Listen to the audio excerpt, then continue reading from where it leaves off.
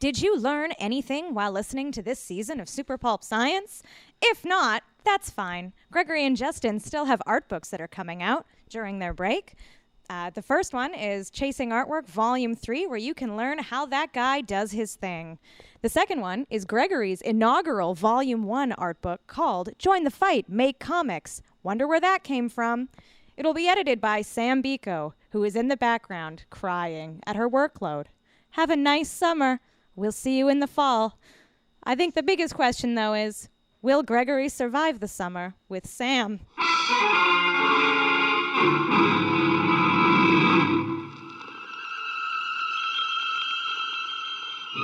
Attention, citizens. It's time for Super Pulp Science.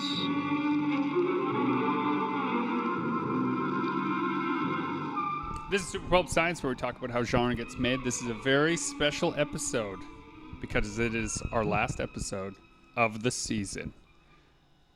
I'm here with my long-suffering co-host, Justin Curry, and our newly suffering intern, Madeline Sweetland. Hello, Madeline. Hello.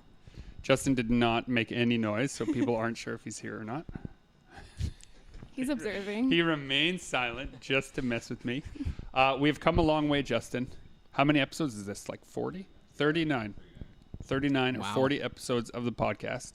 Remember when I asked you first to do this? I didn't. Yeah, I thought this was just a harebrained scheme because you come up with them often. Yeah. I'm shocked at how well this one worked. It remains a harebrained scheme. It does. Oh, God. That was for dramatic effect. Drop my book. Could you hear that, Dan? All the plans are out the window now. They're all out the window. So Madeline's going to run the podcast. We didn't tell her. Oh, no. That's what interns do. They're in charge of everything.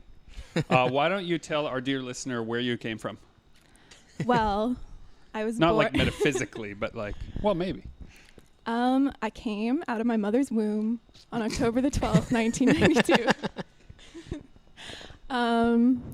And basically, I've just been like the weird arty child my whole life. Both my brothers work in computers, and I was the one diddling around, ran off to Disney World, ran around Canada and some of Europe and Mexico.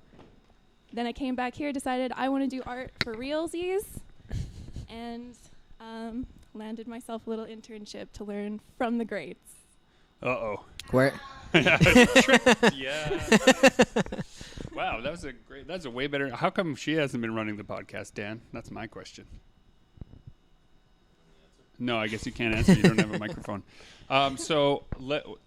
Dear listener, we had this great idea, we thought, to bring you in to our studio once a week and tell you about the stuff we've done along the way. We tried to bring in some guests. We tried to bring in some perspective. And we have come to the end of season 1. What was the initial reason? Why did you want to do this? Like, what was that driving force for I want a podcast because? Well, a couple of things. The main one was that I used to blog all the time, and I missed it. Did you have a blogger? I was a blogger. Yeah, I had a blogger. Yeah. I guess I technically still have a blogger account. All that content Their remains Google there. Analytics or whatever, their like searchability is really good. Like my blogger still pops up on searches, and I haven't touched that thing in a decade. That must be because Google owns it, so Yeah. it prioritizes it, right? Pay to play, as it were. So I used to do that a lot, share a lot of process as I was sort of starting out, as I was figuring out like what this grand adventure of writing things and drawing them full-time would be. And then as I started writing and drawing full-time, I had a lot less time for blogging. But as you know, I never shut up. So I thought maybe we could do a podcast. Everyone's doing it. Everyone's doing it. Well, and also, if I'm being completely honest, Sam and Claire's podcast, Business BFFs, I heard that and I thought, wow, they're sharing a lot of stuff that is super useful to me. And I think there's some things that we could do that we could share that are semi-useful. Starting out, every once in a while I would try to use podcasts as a resource. Like I'd try to find people talking about going to Comic-Cons or making graphic novels, and I found it was all a lot of fluff. Like nobody was really talking about like how the sausage gets made.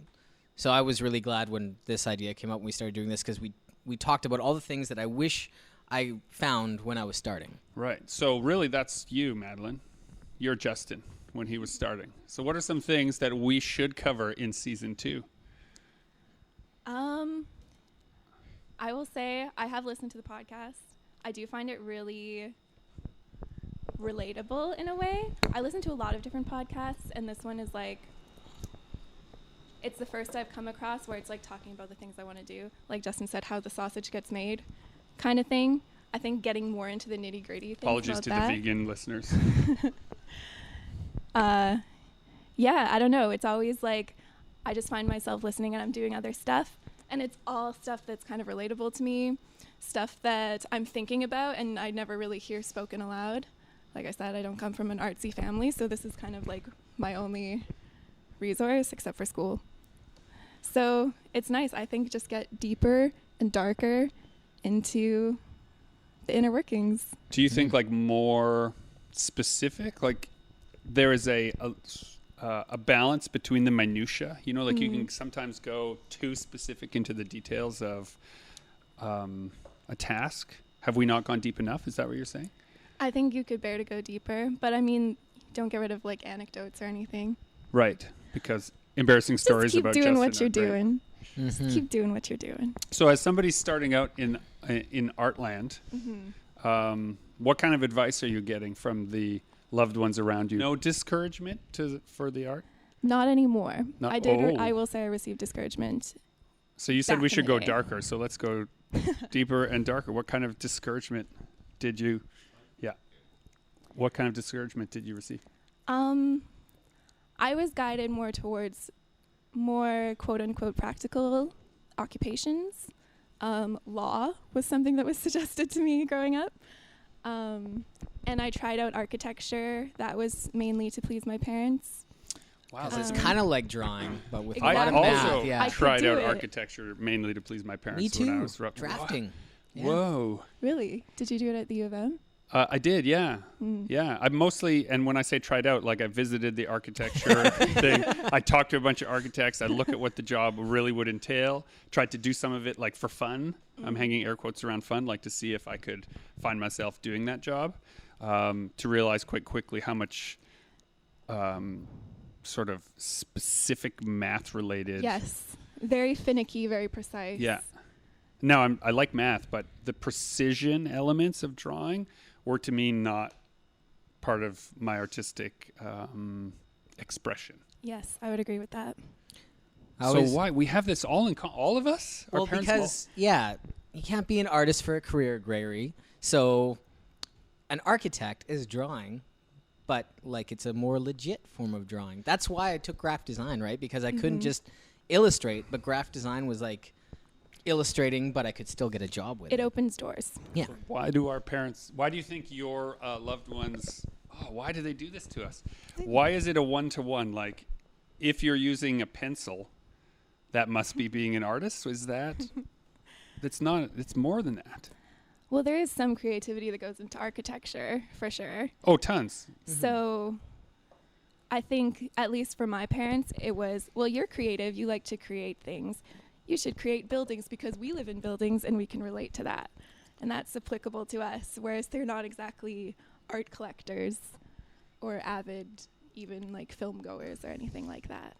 And architecture. I know my dad and my mother both were big fans of Frank Lloyd Wright, so we visited Taliesin West. And when we were doing an addition on the house in their later years, they brought out a Frank Lloyd Wright School of Architecture architect to do some of that design. So like I sat with and watched the process of architecture as it connects to an individual, like building a house as an art form. And I was fascinated by that. But in watching that process, I was convinced that I had made the right choice, that I did not have what it would take to do that type of work. So my hat's off to architects, but My favorite architect story, I think it happened at the U of M. They built a new library, and they didn't take into account the weight of books. So when they put all the books in, the building started to sink. And they had to basically condemn the building or reinforce it. But yeah. I'm going to Google this. I'm going to find out when this happened. That's an amazing story. Mm-hmm. So what you're saying is basically that the framework that our parents set up for us can't bear the weight of what we really want to do. That's exactly what I was going for, Greg. Yeah. Yeah. I'm deep. You are. You're deep. Well, Madeline said that we should go deeper. So dark. You sure you're not from the DC universe? I'm a little bit interested in the process by which, I mean, we had about 25 applicants and we interviewed 10, and now here you 9. said 1 didn't show up. Oh yeah, one We didn't. had a no-show. We had a no-show. Yeah. Yeah. And not even a follow-up, right, Sam? She just never showed up, never replied back. Just Now, gone. my initial instinct with a no-show like that is to give them the job and find them and just say that was the test. You Right. passed. Are you worried Right. that she found out something embarrassing about you guys and decided she couldn't do it? Oh, I hope maybe. not. Probably something about Sam. Yeah. Yeah. Or we did that podcast where we talked about what we wanted from our intern. Maybe this particular person listened to that and then came to their senses. But how did you say to yourself, it takes a certain kind of person, I think, to pick this kind of position for themselves? I think, well, you guys did a guest lecture at Red River College. I was in the lecture. I was already familiar with your work, having worked at chapters and stuff. We sell Cassie and Tonk. We sell Rest and Water there. I have friends in the art community who had told me about you guys' work, so I was familiar. I was excited to see you guys at the lecture. I enjoyed your lecture a lot. I think that the way that you approach your work and your philosophies about creative work is really similar to mine, so I related. And then at the end of the lecture, you said you were looking for an intern. I was like, perfect. Applied. So there Yeah. is a expression, which I'm stealing now, not from Wise Library Time, but from comics. I was a big fan of Lone Wolf and Cub when I was growing up. And there is a issue of Lone Wolf and Cub where they're quoting, there's a quote taken from an Eastern philosopher that says, meet the Buddha, kill the Buddha. Ooh.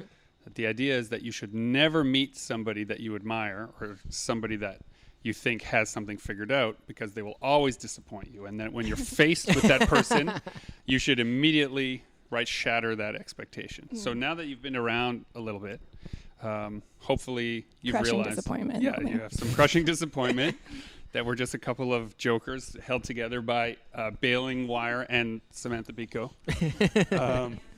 Yeah. Do you have some questions of us that you can ask us for the first time? Some candid questions here for the podcast? Oh dear. Dear listener, in full disclosure, it's 2 weeks now you've been here. Now that right? you've 2 been working weeks. behind the counter, seeing how the sausage gets made. Yeah, I guess. Where does it, how do I phrase? You guys are here every day, working days. I guess just how does it fit into your life? How do you balance working and your regular life? And Poorly how does it sometimes. Oh, that's a good question, though. I'll counter that question by asking, you have other jobs. I do. You have other jobs. How do you balance your other jobs with your everyday life? Well, I've been delving more into working artistically. I've been doing pet portraits and things for people, and I have been kind of struggling with it because now that I'm doing creative work, I sort of feel as though anytime I'm at home, I should be working. I should always be working on something. And then I have a hard time negotiating. Even in school, it was like that as well. I felt like I always had to be working on a project. Are you worried that the hobby is going to become work? Like that Yes. it was like a way to relieve stress and it was fun, but now it's turning into a job? Yeah. Yeah. That kind of sense of obligation, I need to be working right now. If I'm doing something else, I need to also be working. I'm always kind of two minds all the time. How do you kind of negotiate that? Well, you go ahead.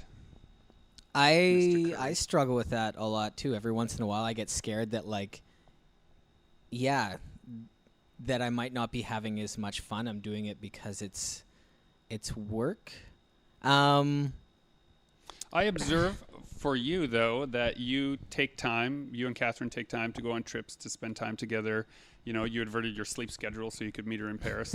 You're not, I think, exhibiting negative indicators. Although I think there was a little more. It works out really well right now because she's in school too. She's going for law, so she has an insane schedule. So it's great right now. But when she had a 9-to-5 job, and I was doing what I was doing, there was a little more strain here and there because I like to work late or weird hours, and she had a set schedule. Well, when we first started sharing a studio together, you said, what you hoped would rub off on you was a semi 9-to-5 schedule. Which it has, yeah. I'm definitely on a more regular schedule than when I was on my own, just kind of doing my own thing. Yeah. Out of curiosity, did you work while you were in Paris, or was it pure vacation? I did. I worked. I did a lot of watercolors that are going to be like scanned into my new art book. And I wrote little articles that are also going into my art book. Okay. Although I find there's a certain threshold on like any vacation around like 6-7 days where I just get like antsy to like get to a computer and like work. Like I can't relax after that point. And I've been yelled at for that. You've had a similar thing from time to time. I definitely get twitchy if I'm not making stuff, but I can make stuff for no reason too. Like I really find if I'm getting super antsy or really overwhelmed with a bunch of deadline specific artwork or, client related, or even if it's, a self-imposed deadline for printing or something, that making art for no reason is a huge benefit. One of the reasons why we started doing those collaboratories a few years ago, where we would just get a whole bunch of artists and people together, and we would just literally make stuff for no reason. People would come once a week or once a month, and we would get big canvases or big pieces of, like illustration board, and paint over the last time's work, and then start again, and everyone collabing on these big pieces to help manage that expectation that you should always be working for some specific goal, which is, not true. Yeah. Right. Do you ever find that when you have like a looming deadline or something, you have all these ideas for things you just want to do for fun? Absolutely. Oh, constantly. Yeah. That's when the best ideas show up, when you shouldn't be working on anything. That's right. Yeah. And I think those ideas are fighting to live, right? It's like creative Darwinism in your head. There's no room for them, so they're really pushing hard to be heard and survive. And I've actually sat myself down when I've had too much time and I can't think of anything to work on. I'm like, I should take on some client work to be annoyed with so I can come up with those ideas that I need. Yeah, it's interesting. But, I can tell you I'm in a different position. So Justin is, Justin and Catherine have a very different scenario than I do. Tara and I and our 2 kids, we have struggled this year with finding that right balance between travel and work, and working too much and not saying no to certain projects because they are both fun, interesting, and rewarding, both personally and fiscally. You have to pile those into your year because it's feast or famine in this job. Sometimes you have lots of work and sometimes you don't, so you have to take it when it comes. So you asked for how we did it. I don't think either of us gave a real answer. We just both agreed that it's hard. That's fair enough. But I think what are some managing strategies for me are to always view my children's interruptions as a benefit. So one of the reasons why I like bringing the kids to the studio, even when I have a tight deadline like I did yesterday, is when they say, "Hey, Dad," I just try to turn off and give them that attention. I don't try not to get annoyed. I try not to be like, "Oh, I have lots of stuff to do," but instead I say, like, stealing from Stephen King now, right? But art is he has a great quote about how art is to support life, not the other way around. Right? And so you should take the time to lean into your family, to lean into the things that matter. I'm taking 5 days off of technology. I will be at a music festival for 5 days with the family. We camp. The 250 bands over 5 stages over 5 days. And that's a good answer to your not getting burnt out doing the one thing. Even the thing that I like doing the most, eventually I'll kind of get burnt out of drawing robots. So I'll kind of switch gears to storyboarding a book, or I'll start doing more traditional work. And so you might be getting burnt out pumping out pages for your graphic novel. So taking a 5-day break just to do traditional stuff is probably going to recharge those batteries. It will. Right? And if I'm being completely honest, actually the hardest part is not on me. No. It's not. I can work all the time on tons of stuff. I can go, 3 weeks with very little sleep. It doesn't affect me negatively. It doesn't affect my mood. I'm having a great time. I love this job. That attitude affects the people around you, right? And I think maybe my piece of advice is to listen more to the indicators of the people who are in your life, who say to you, Madeline, I want to see you more. I want to spend more time with you. Don't view that as a competition for your time.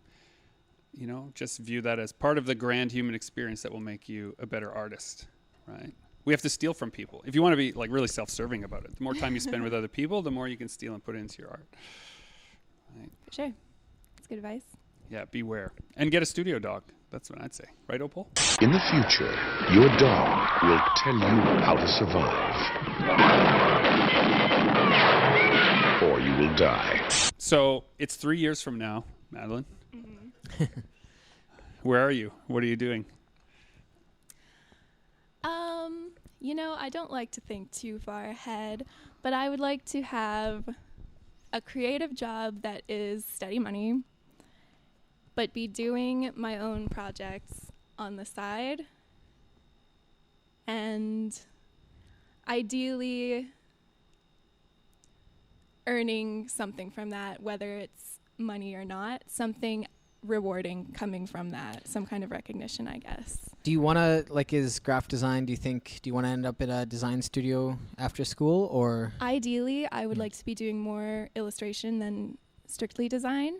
Ideally, I would love to be working in traditional mediums. Mm-hmm. I'm finding the crossover between traditional and digital a little challenging because my style is increasingly, as I've learned in school, becoming very impressionistic kind of. Oh, yeah. Really loose.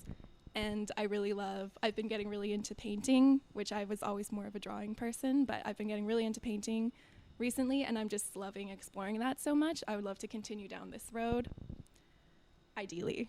And there's those sudden discoveries that you can make with just a flourish, yes. Right? A physical motion that then translates onto the canvas that digital doesn't quite accomplish. Yeah. Even if you're working on a Cintiq, if you make some giant sweeping gesture with your whole body, Justin, it doesn't spray stuff all over. Sometimes. Yeah, your gadget there is incredible. Yeah, it's amazing. It's like a lot of fun. But it's a different. It was payment for I got my very first kids book in the last 2 weeks of third year graphic design. Frank came up to the third floor and was like, I was the only one around. And he's like, you draw, do you want a book deal? And I'm like, yes. Do you want to do a kid's book? And so the next week I was sitting down. Draw? You want a book deal? Well, there was only 3 or 4 of us that were really passionate about illustrating. Most people so were. You were there after hours. You were working. I was there after hours most of the time I was. So I met with this Gord Klemenko and we worked on a book over the next couple of years. And it was supposed to be, I think, a 30-page book turned into a 72-page book and took a year more than it was supposed to. And that was part of me learning how this worked and him learning how it worked. But as part of compensation for all the extra effort and work, he got me the Cintiq. It was the payday at the end of the book, so it was fantastic. That's incredible. Yeah, not bad. Yeah. Please don't believe that we will be able to give you a Cintiq at the end of this internship. That was not an apocryphal story. So, Justin. Mm-hmm. Actually, so you guys were in the same program. This is what how much has it changed since then? I don't know. Hard to say. First year, we did not touch a computer. It was all traditional. We did all our projects with gouache and paint and a lot of drawing class and anatomy. We had history of graphic design. First year I struggled Like I didn't do well in first year, and for most of second year I didn't do well either. Like I kind of struggled in the program. It wasn't until end of second year and third year I really found my stride, and by the end of third year I feel like I was like top percentile of the class, whereas like for the first 2 years I was like kind of bottom of the barrel, I felt. Okay. Yeah. For us, first semester was largely all traditional, a lot of gouache. Just stupid gouache. Yeah. No, gouache stupid is good. gouache. Fluid dynamics is important to learn as an artist. Yeah, Justin shakes his head angrily. I did really enjoy all that. I loved the texture assignment, which was basically just make a collage of different textures. Really enjoyed that, and I think it was all really valuable. Second hold on, semester. I'm going to dig down here. Okay. Why did you like that? I want to learn about your art practice a little bit. I think I was going to say when I was talking about like impressionism, whatever, I think last summer there was that Picasso exhibit at the WAG, and there was a quote by him that he said, I don't seek, I find when he's working. And I think that really applies to the way that I work. I kind of approach everything I'm making as an experience in itself. So I enjoy the process of thumbnailing, putting all the ideas on paper and developing from there and kind of seeing what comes of it, rather than going in with a game plan and then making sure everything is perfect. So the hands-on projects I really enjoyed. I really enjoyed the cutting and pasting. I enjoyed the painting. I even enjoyed the gouache, even though it was very challenging. And yeah, I think second semester for us was mostly all digital, except for drawing. And that was challenging for me just because it's so broad. There's so much you can do with those programs, and I find it almost overwhelming. And I want to keep finicking with everything, and I want to try everything. I'm like, oh, I could do this, and I could do this, and I could do this. So I want to try it all and then undo and try something else and undo. And then I feel like I make less progress. Yeah. Whereas if I'm just painting, there's no going back. So I put something there, it's there, and I have to live with it and make it work. And when you're working traditionally, this is one of the things that I like about like those collaboratory events I was talking about. We would have other people. Yeah. Right? So you would step back for a second and like think about your composition, and someone else would step in and do a different brushstroke, and it would just completely change the entire trajectory in a heartbeat. And then someone else would step in and, throw a can of paint on the whole thing, and the entire thing changes again. And you'd have those moments. My favorite thing about working traditionally in fluid mediums is that a mistake, your brain iterates a million different directions you could take it to the end when you see that just in a heartbeat. And then someone else throws something in there, and when you're like sort of playing with other people, that is one of my favorite It's alive. feelings. Yeah, which that's it exactly. It just feels so alive. It's the stuff of life. And there's a danger of doing art as a job where you have to systematize everything and make sure that everything fits your quarterly report, and everything fits your convention schedule, and everything fits your cash flow. And one of the things that I think are important to do if you're going to do art as a job is to look for times where you still feel that sense of life. I love that expression, right? You have to find things instead of seek them sometimes. I've got one that can see. Justin, you said you did watercolors in Paris. Do you guys do traditional work? Yeah, usually in my between times I do a lot of traditional work. There's a ton. Well, you'll see later when we're messing about in the storeroom. There's a whole bunch of traditional paintings and a bunch of traditional work. I love working in collage. I love doing traditional painting over that. And I guess that's something I kind of want to get into. Like, how can you take a traditional piece of work and make it digital? How do you make that translation? Yeah, it's not just as hard as you time think. and practice. That was like I remember kind of like the couple of months when I transitioned from like my digital stuff started competing with my traditional stuff, and then started getting better than it. And it was like I'd been waiting for that and working towards that, and like I was starting to like what I was doing on the computer more than I was doing traditionally. Yeah, it's amazing. I had a similar. That was like a great turning point for me. Yeah, it must feel like so much freedom. Well, we were talking earlier about the architecture and this notion of precision.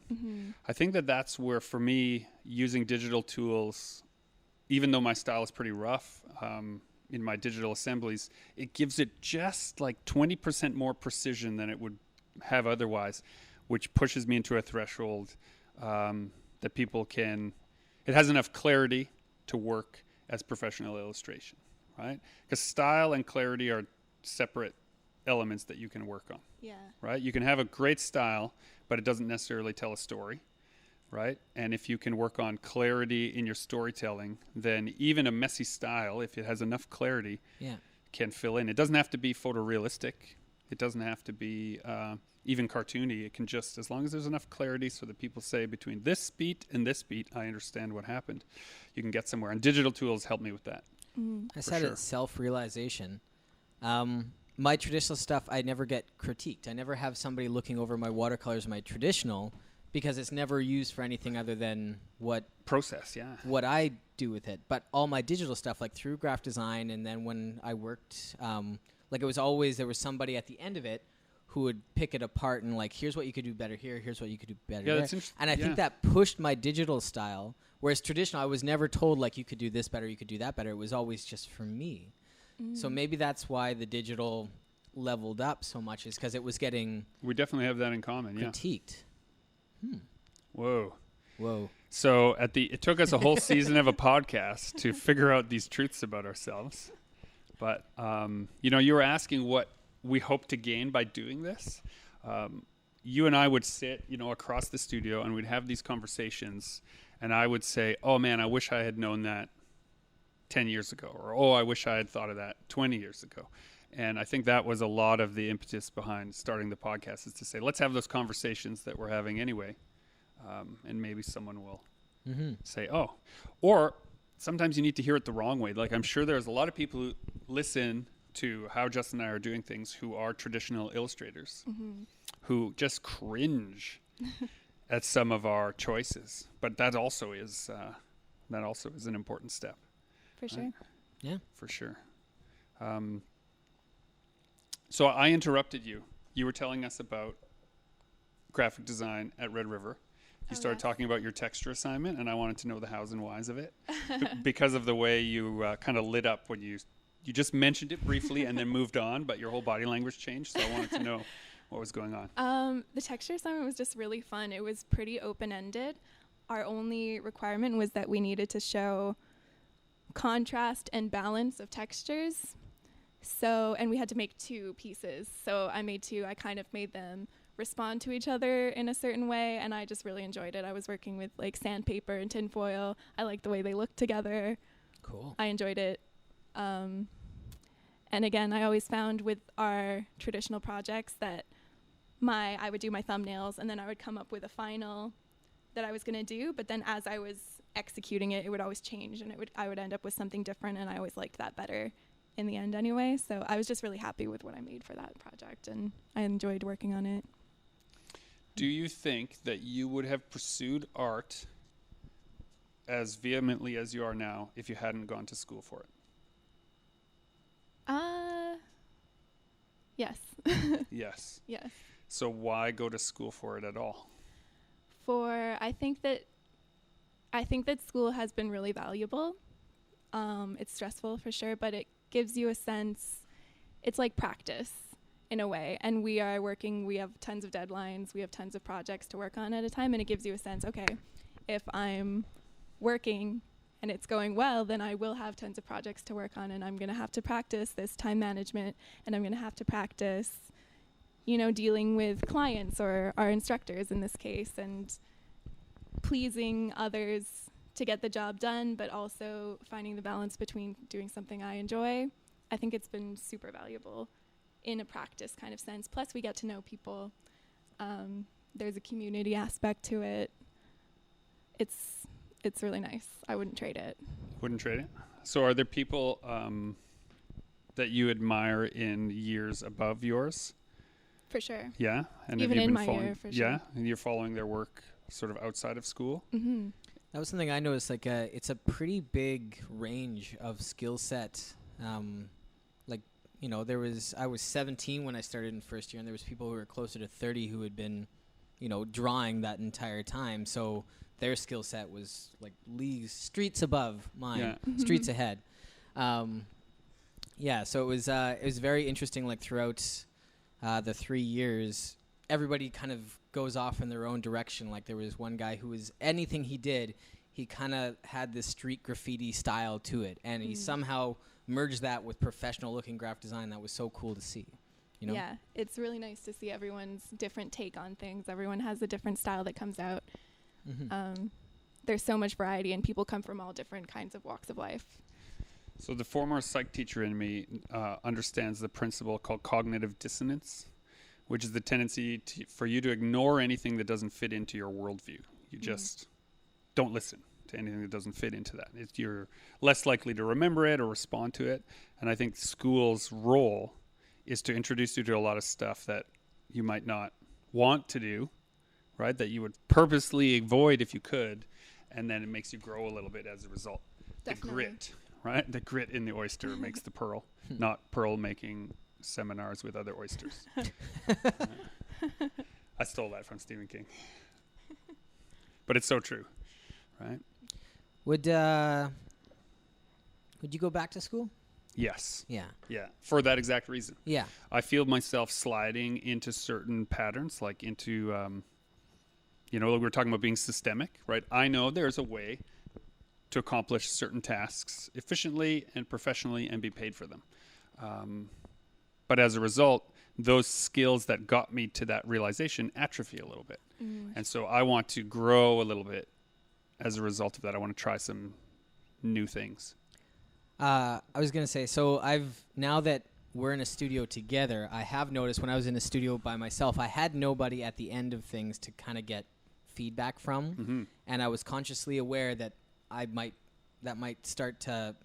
be slipping because I wasn't getting any feedback. I was just working in a vacuum. Yeah. Yeah. And I really liked when I was at the game studio, I had like 4 people who could like pick it apart, and they would always find stuff. But when you're by yourself, there's nothing to find. And you ask for it fairly regularly. Yeah. Right? So have you found that as well since you've been working in here with us? Have you been getting positive good feedback versus even the negative feedback is good feedback? It's mostly negative, right? Being pushed into a new direction or a way to consider your own compositions or color theory or the constituent parts, right? To move them around in a different way, and to have people, to have all you people around who have different skill sets definitely makes that worthwhile. But the podcast has helped for that too, because we've brought in all these people with all these different skill sets, and it's caused me to evaluate how I do things. They give an answer, so we'll ask them a question, they give us an answer, and then it's totally different to something I would have ever thought of, and then I find myself reevaluating my own work for the week after that podcast. Madeline, do you think you'll eventually be like do you think you want to move digitally? Like, do you think you want to take all your traditional stuff and it's going to become a digital style? Or are you going to, do you want to fight that? I'm torn. Yeah. I think that there is a lot of benefit to digital, and I think that's the way things are kind of working nowadays for the most part. I just so enjoy working traditionally that it's tough. Yeah, just do, figure out a way to do both, I'd say. Yeah, I would like to find a way to kind of work traditionally and then maybe take that onto a computer and kind of tweak it or something, work over it or something to make it digital, but keep that same kind of feeling. Our season 2 guest that we're going to have, Cal Barteski, is someone who took very traditional brushwork and turned it into a digital phenomenon. She just shared her traditional work in so many ways digitally that became the way that she could continue to do traditional work, in a huge capacity. Corey J, same thing. Yeah, right? Corey J is everywhere right now. Yeah, so... Cal too. She just took over her writings all over the street. Yeah, there's like 2 kilometers of her artwork down the street. Like she painted the entire bike lane. It's incredible. And almost every Starbucks in the city has her stuff on the wall. She's hard to avoid. This rich cat, some industrialist, he wants them for the lobby of his company. He whipped out his checkbook right on the spot. I said, hey, you got him for the rest of your life. But what, I gotta let go the moment I give birth? I mean, come on. Give me some time to cut the umbilical, man. You want a life in the arts. I do. Dun, dun, dun. Who do you surround yourself with? That's a good question. I surround myself with, I run in pretty small circles, I will say. Most of my friends are people I've known for years and years. And they're people I don't know, they're all over the map. But they're people I connect with on like a palpable level. Sometimes you just click with people and that's kind of how it goes. And I really trust that. And I'm a pretty shy person. So when I meet people for the first time, I'm kind of like, I have a guard up. And some people just, there is none of that. And I think that's kind of magical. So that's kind of, I trust that everywhere I go in life. And those are the people I surround myself with. And I've had no issues, you know. I don't ever experience people like, I don't really fall out with people. I don't really have drama in my life. Just wait. Welcome to the studio. The cutthroat art world. That's right. You know what I have to say, in full disclosure, I wasn't expecting as much to be witness to as much drama as there is in the art community that we found ourselves in. Convention circuit drama? So I left amazing drama. You know, I left teaching, which anyone who knows a teacher knows that the world of teaching is filled with all kinds of interpersonal conflicts and dramas, which people do their best to set aside for the sake of the children, right? You try to show a united front, but really there is it's a broken front, really. Between the teachers, you between meant. the teachers. Once the staff room door closes, it's it's battle royal. But once your classroom door closes, right, you are sort of master of your own domain, and you try to do your best by the students. And so I thought I would just sort of leave all that behind as we went on the road in the grand circus of doing conventions. I thought, okay, well, I will no longer have what I consider to be work friends, like work colleagues. And instead I have more now. Because there's sort of 30% of people who are the same people at all the shows who are doing it on a regular basis, in Canada anyway, who are making a living of it, I would say, are the same faces that we see. Our coworkers. There are coworkers now. So we have these, 40-hour, 50-hour weekends with these coworkers in really high stress, high stakes. You're friends, but you're also like stealing sales from them. Yeah, it's this whole thing. So is that where the drama comes from? Like the and so sales? I try to stay drama free, and anyone who is really interested in just like complaining or like sniping other people or angry that someone aped somebody's style or someone's color scheme or setup, I'm just not interested in any of that. If someone asks us where we get our stuff printed, we just tell them. Like, it's not, a high tide raises all boats we're trying to live by. But as a result of that, there's, some people take offense to just the fact that we take offense to people taking offense.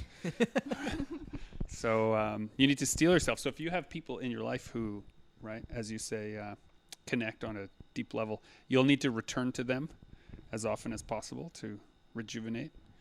Because the world is dark and full of terrors. Is that? Have you found? Am I mischaracterizing that? You've been doing this longer than I have, Justin. I think artists, kind of like musicians, a lot of them have pretty thin skin, and maybe are not as. I want to say there's a lot of artists don't. I don't want to be too mean here, but there's some missing social skills sometimes. She said go darker. Yeah. We're going to trust Madeline here. Like nobody in like the people that we hang out with, but we see a lot of stuff that reminds me of high school like crap that I shake my head over. Yeah. Happens anywhere you go. Exactly. So how do you deal with that then? You just avoid it. but you can't always avoid it, right? With this, that cognitive Or dissonance. you don't participate. Yeah, you try Like not we to. have a lot of, we have people come and they vent to us about some pretty inane stuff, and we just kind of nod and go along with it. And I think at the end of the day, you want to consider that if you're comparing yourself to other people, you will definitely get bitter. Right? That is just true. If you're always comparing yourself to others, a bitterness will sink in, a little bit of competitiveness will sink in. If you compare yourself to what you did yesterday, you can get better. You can say, how can I improve what I did? Got to chase that artwork. Right? You got to chase your own artwork. You can't There be, it is. Yeah. right? Yeah, there it is. Because when I came into the studio for the first time, we have this wall of, people who I came to realize were his work friends. Right, there were just these super talented art examples on the wall, and I was like, "Whoa!" Right, are these the people that I have to compete with if I join this grand circus? And then I realized, no, you're not competing with anybody except your own capacity. So you two, who do you two surround yourselves with? Is everyone in your life an artist? No, Yeah, like I've got a close group of friends, nurses, and some guy who does something in marketing that he keeps trying to explain, but nobody can follow. I've got I hope he listens to the podcast. He's never gonna listen to this. One of my best friends is a doctor of genetics who just got back from a 3-year stint in Oxford, and now he's living on a farm, raising chickens and pigs. I don't know if he listens to this either. And my girlfriend's in law, so it's very few artsy people like in my local group. But then on the road, all we hang out with are the people who are doing this for a living, right? So like some of my best friends on the road we see them every weekend at every different city that we go to, like our traveling husbands and wives. That's right. Yeah, our work wives and husbands. I'm from the ancient world, so I'm a lot older than Justin, like 10 years older. And in that extra 10 years, I have different layers. So I have, in my own estimation, I have these circles of friends. So I have friends that were my friends from high school, and they are kind of like what you're talking about, people that you just kind of clicked with early, but their interests are very different than my own. And so it's nostalgia in a way that holds those friend groups together. Still doing that painting thing, Greg? Right. Yeah, exactly. Right. It's that nostalgia that holds it together. And a lot of them have become my regular gaming group. So I've been designing a role-playing game for a number of years, and so we do playtesting for that. So they were my D&D group that turned into my playtesting group, and they're an honest sort of, they're happy to talk shit to me if they need to. You need that. Yeah. But also, I've got sort of a business circle that I can talk to. I have a film circle that I talk to. I have an art world circle that I talk to. I have some people who I consider to be, quite, what's the word I'm looking for? I hold them in very high esteem, whether they know it or not, just for how they find balance in their lives. And I've tried lately, in the last few years, to balance my day in the following way. Between someone who I see as a peer, someone who I see as someone I can mentor, and someone who is my mentor. I try to have a touchstone moment, even if it's just a text or an email, but I try to touch someone in all of those areas every day, and it has helped find some balance, because your ego can run away with you when you're doing this job.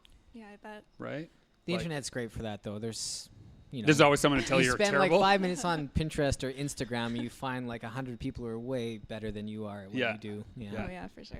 Or making comments that you're terrible. Yeah. For every, and it's interesting because for every, you have to deal with this, Justin. I'm just new to it now on account of this new graphic novel project. But you have 1,000 people, literally 1,000 people say something nice about a piece you posted, and only 2 people say something crappy, and those are the only 2 you can remember. Yeah, for sure. Right. And that's just part of the human condition. So you need to. But I feel like if you have someone that you're sharing some information with, someone that you can compare yourself to, and someone that you're asking help from, then it mitigates that idea that you should somehow be above criticism. You're not. We're never above criticism, right? No. I think like the online criticism got really tempered when I started doing shows, and I was getting criticism from people in person. And that was, 10 times more potent than any comment online, is when somebody's standing in front of you saying something positive or something negative or something like criticizing. So I think like the online stuff just kind of got just canceled out by all the in-person stuff. Oh, I see. Yeah, so I think when you're selling baby metal to people in person, and the reactions people get from reading it, good or bad, it's going to outweigh anything online. This quite inappropriately attempts to juxtapose the disparate cubistic styles of Picasso and Leger. In addition, the use of color suggests a haphazard melange of clashing styles. Furthermore, the unsettling overtones of proto-Vulcan influences. Thank you, Mr. Data. So yeah, the podcast is coming to a break for a couple months. When do we start back up? That's a good question. We're going to start back up in September. We're going to start back up. So for the summer, man, it's going to be a pretty busy summer. Yeah, Greg, you're about to take off on a family vacation. Yeah, family vacation. I'm going to also write a short story while I'm away on family vacation. Any idea what it's about, or are you just going to... Yes. Well, my plan is to leverage some of that downtime where I usually do a lot of thinking and be away from the keyboard to longhand out the next story in our Once Lands saga, that Shared Worlds. Yeah, the Shared World collection that James and I are working on. But if my brain goes in a completely different direction, so be it. I just know I'm going to write about 5,000 words while I'm away on vacation, whatever they may be. And then when I come back, I have about 2.5 weeks to finish all the principal illustration for Baby Metal.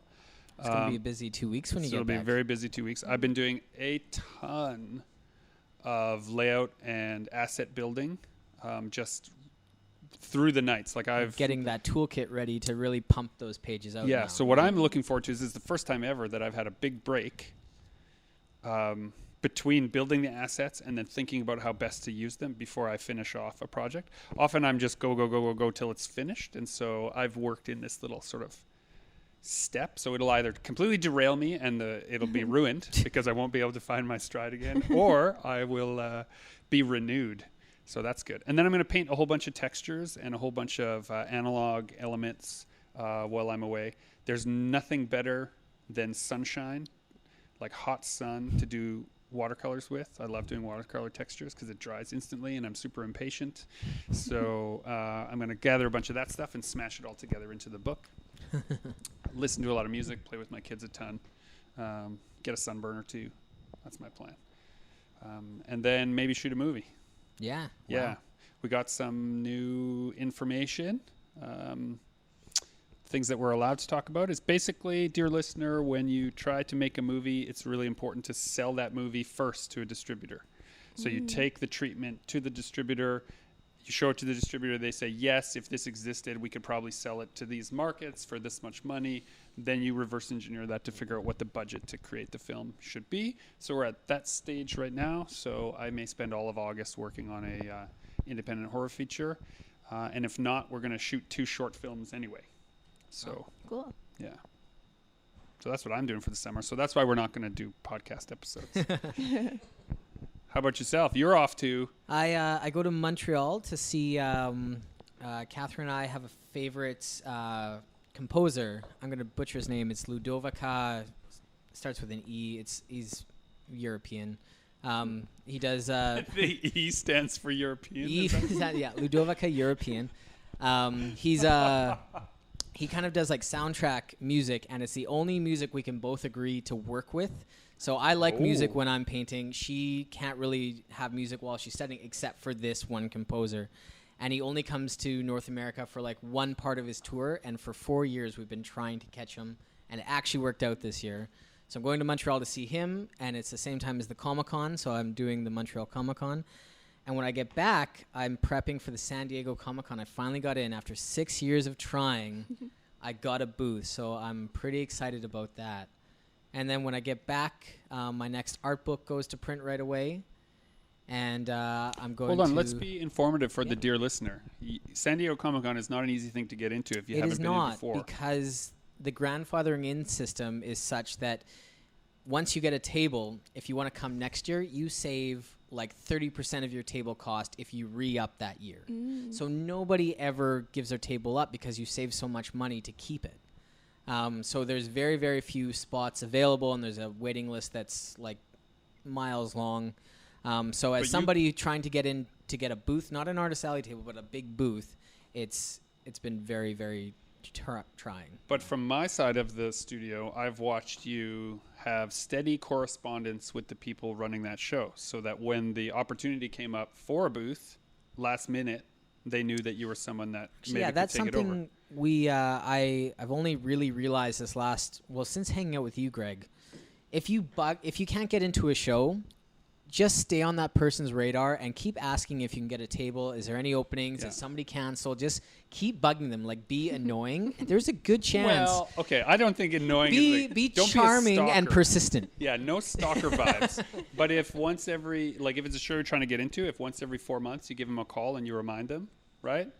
That's 4 calls in a year for a show that happens once a year is not stalker level annoyance. It shows that you're serious and that your check is good, right? And it's pretty every big show we go to, without fail, there are empty tables because things happen and people can't show up. They have to bail last minute. Maybe they bailed a couple weeks before and just nobody was bugging them to get that table. It's, life happens. And I see over here in the corner of the studio, you have all your suitcases packed and ready to go. When you have your stuff together, we've heard stories of people getting into shows last minute by just always having that set up ready. And then they call a show last second and say, did anyone cancel? Right? I'm ready to go. Like, I'm literally here. It's in my car. Can I take it over? Yeah. So if you can't get into that show, just kind of be persistent. Keep on that person's radar, and your chances increase tenfold. Yeah. You can't be angry when they say no. But be as persistent as you can. So, and you're going to finish a book? I'm going to finish the art book, and I'm going to get started on Dragon Nannies. Our next publication comes out in November. I've got a lot of the elements are starting to come together. I'm really, really excited to get started on that, but I basically need to get San Diego behind me before I put any brain power into that one. Then I can start panicking. We also have a big show coming up at the beginning of September. It's one of our biggest of the year. The Toronto Fan Expo is Canada's biggest show. It's 140,000. It's up there with the New York and San Diego Comic-Con as far as scope and size and attendance, and that's always something I really try to put a lot of effort into my presence there. So I've got a lot of space and a lot of people coming with me, and so a lot of planning in that. And I'm also going to Lollapalooza in Chicago, so I'm going to a music festival somewhere in there. No big deal. No big deal.